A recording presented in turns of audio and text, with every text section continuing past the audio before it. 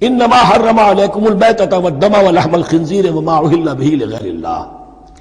بنیادی طور پر اللہ تعالیٰ نے وہ کھانے کے جو اہل عرب میں اس وقت رائج تھے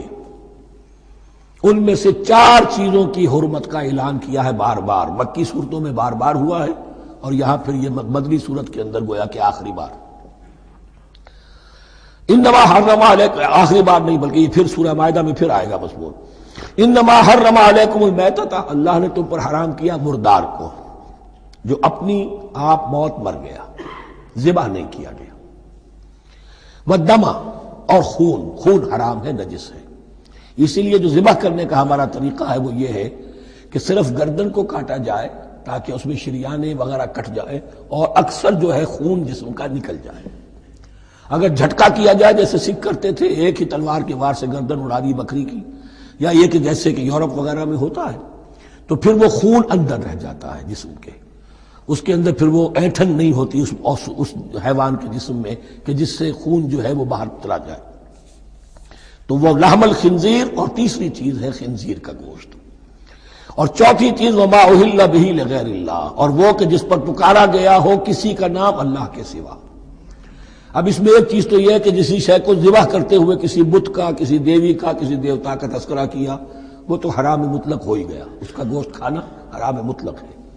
لیکن اسی کے تابع یہ ہوگا کسی بزرگ کا قرب حاصل کرنے کے لیے اس کے مزار پر لے جا کر وہاں ذبح کیا جا رہا ہے،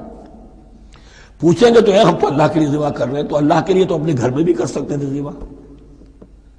یہاں کیوں لائے ہو؟ اس کو تم نے کسی اعتبار سے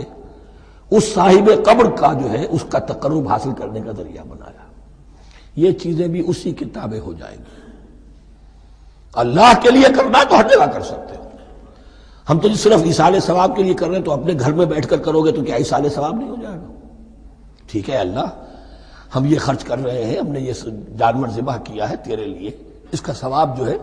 فلاں کو پہنچا دے۔ یہ ہے 4 چیزیں بنیادی طور پر، فمن اضطر غیر باغ ولا عاد، ان میں بھی ایک رعایت ہے، اگر کوئی مضطر ہو گیا ہے، مجبور ہو گیا ہے، جان نکل رہی ہے اور کوئی شے کھانے کو نہیں،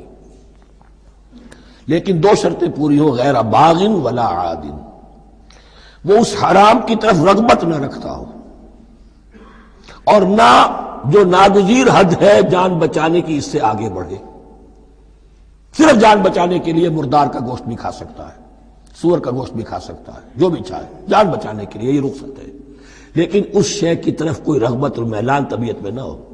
یہ اللہ تو جانتا ہے، اگر تو معاملہ اس سے ہے تو اس سے تو چھپی ہوئی بات نہیں ہے،